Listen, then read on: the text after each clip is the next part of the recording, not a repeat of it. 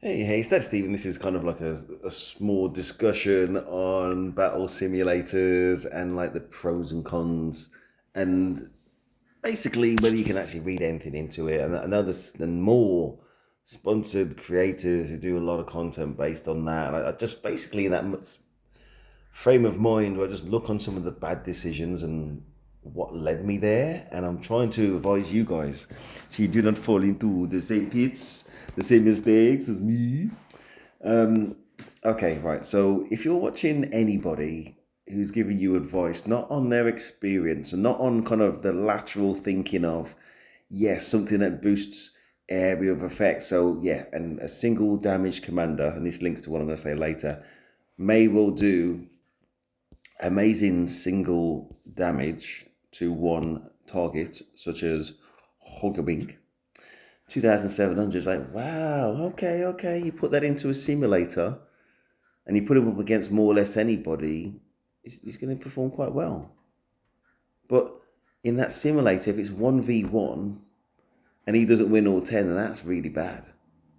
You know what I mean? Because it's 1v1, it's a single target commander. And the only plus point really, other than Belisarius Prime, that's not even out yet because, as I said in an older video, it's new meta and it increases the time for your active skill to trigger. The main benefit of a single target type damage commander is that it does relatively high damage to that one commander, but it's misleading, is what I'm trying to say. It's misleading because, say, if you go into some of those kind of Soroli Crisis events and you start getting MVP, and it's like, okay, yeah, it must be pretty good. I'll put it on the battlefield, I'm going to get the same results. But again, that is 1v1.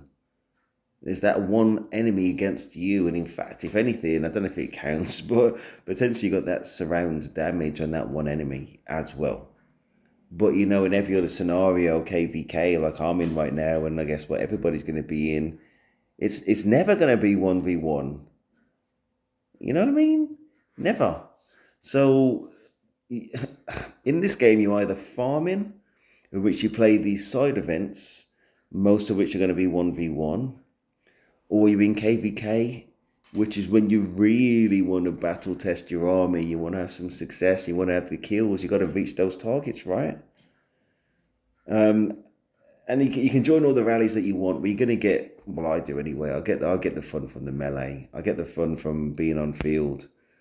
Okay, so as I just said, was just shown, sorry, Huo Qubing, you put him in a simulator, he may actually do quite well, even though it's glass cannon, and I do not recommend him. Look how much I've invested in him.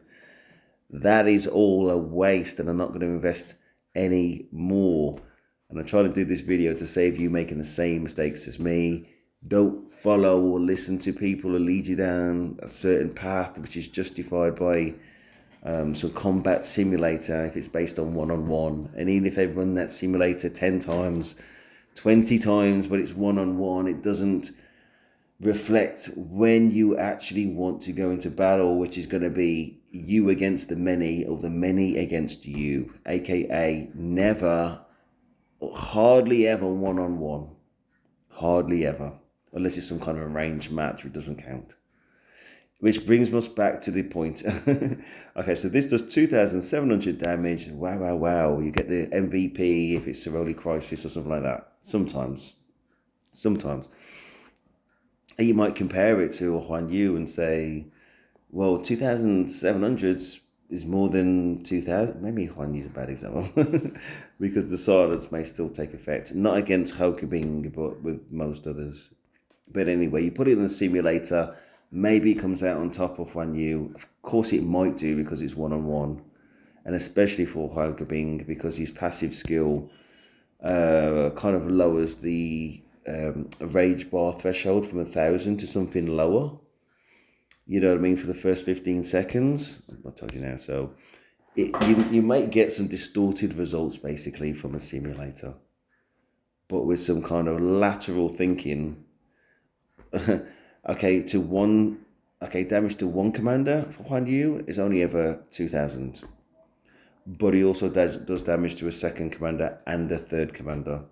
So for the second one, it's going to have a 15% reduction, which is 1,700. So straight away, Juan against two people is doing 3,700 damage. And it doesn't stop there. He does the silence.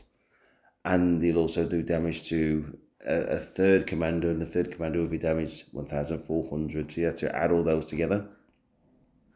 My computer brain is not working that quickly enough. I think it's 5,100, which is, my computer brain tells me, larger than 2,700.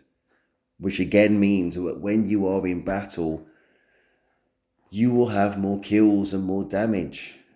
You know, you will have more impact. You'll support your alliance more effectively than a single damaged commander ever will. And this is a broader argument as well, right? So I think I've talked about the battle simulators and their limitations. The only way it would be useful is if you could have, say, the same pair of commanders replicated about 3 or 4 or 5 times, not running it 5 or 10 times one-on-one, but running it somehow in a simulated multi-battle to see who wins, because you know that's more like what could potentially be in a real life KVK battle.